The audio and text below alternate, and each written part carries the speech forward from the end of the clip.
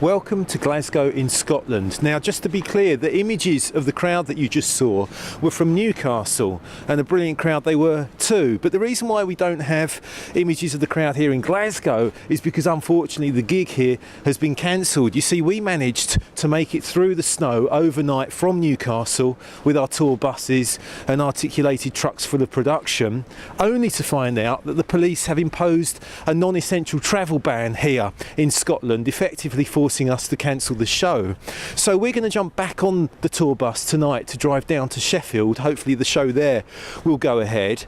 But given that I've got a few hours in Glasgow, I thought it would be a good idea to try to link up with some students. Now, the reason why I'm interested to speak with some students is because over the past few weeks, it's students across the UK who have really been leading the fight back against the cuts imposed by this dreadful coalition government that we have here in the UK. Students have been staging some fantastically big and militant demonstrations. They've been occupying colleges, and down in London they even occupied the headquarters of the Conservative Party, who are the ruling party in government here in the UK at the moment. So I'm going to link up with some students here in Glasgow to find out what's been going on.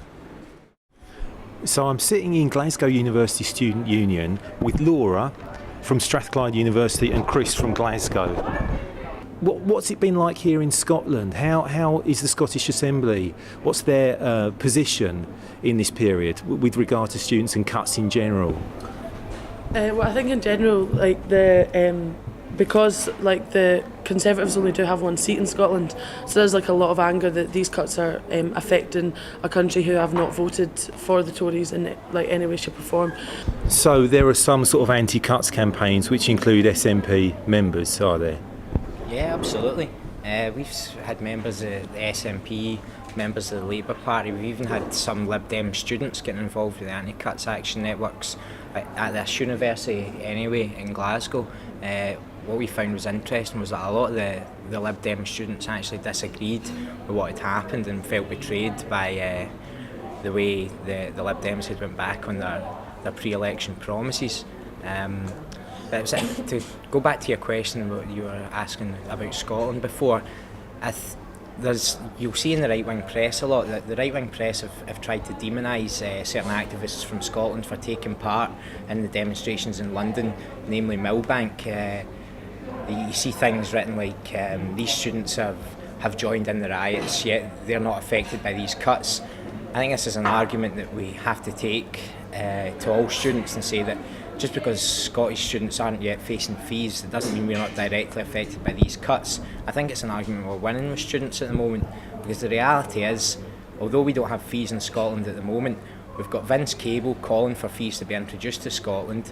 We've got the principals of all the big universities across Scotland saying that because the universities and colleges in England, if their fees have this increase, they're going to have a lot more money to play with, and therefore in order to remain competitive, there's either going to have to be massive cuts made across the universities, so the likes of subjects like in social sciences faculties or arts faculties which aren't profitable could face closure. So to say that Scottish students aren't going to be affected by the Brown Review is just a myth. And therefore Scottish students have been protesting in solidarity, but also to defend their interests in the coming period. Yeah, both those points are crucial. Even if Scottish students weren't going to be affected by it, it would still be important that Scottish students were out in solidarity with English students.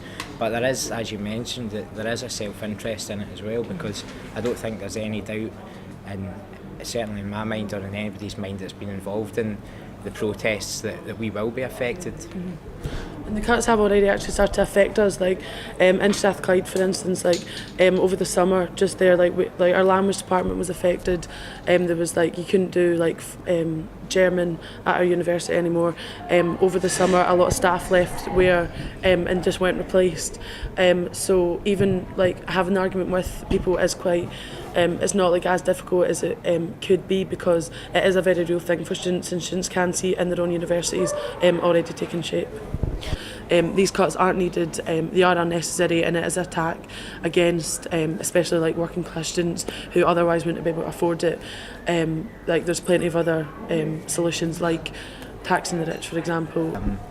As we hear it all the time from Cameron and the rest of the coalition that there is no alternative.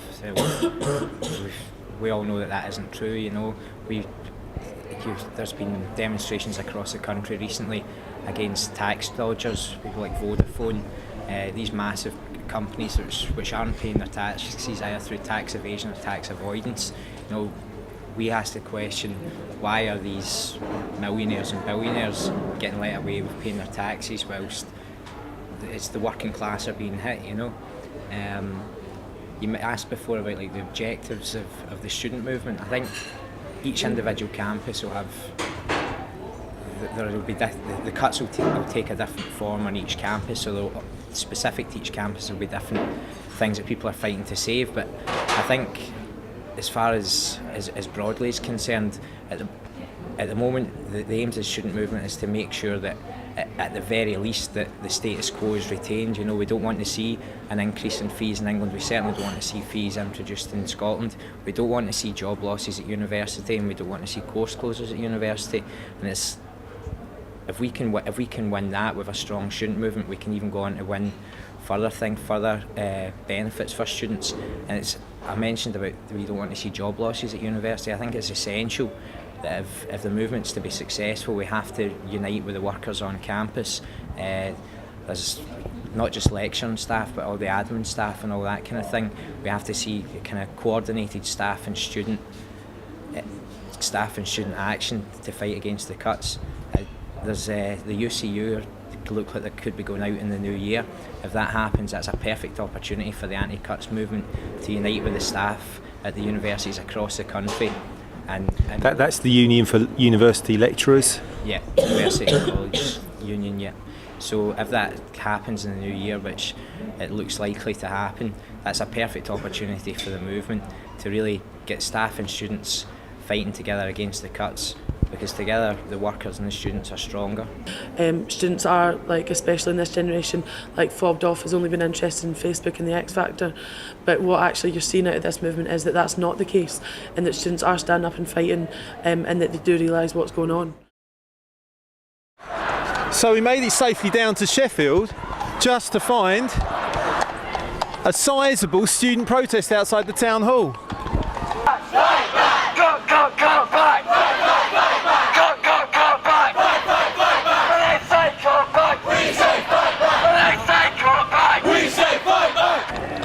And the main day of protest this week for students across the country isn't even until tomorrow.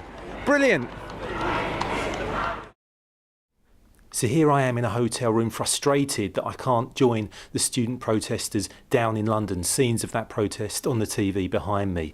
Now, I should think that a lot of the discussions after this week will be about the violence of the protesters, or perhaps the violence of the police. But let's be clear, the protesters are articulating an absolutely legitimate anger against the real violence in this situation, which is the massive attack on all ordinary and working people being forced through by this coalition government. Now, there was a slogan from the general strikes that happened recently in France, which I think is useful. What Parliament does, the streets can undo. Struggle for a better world continues.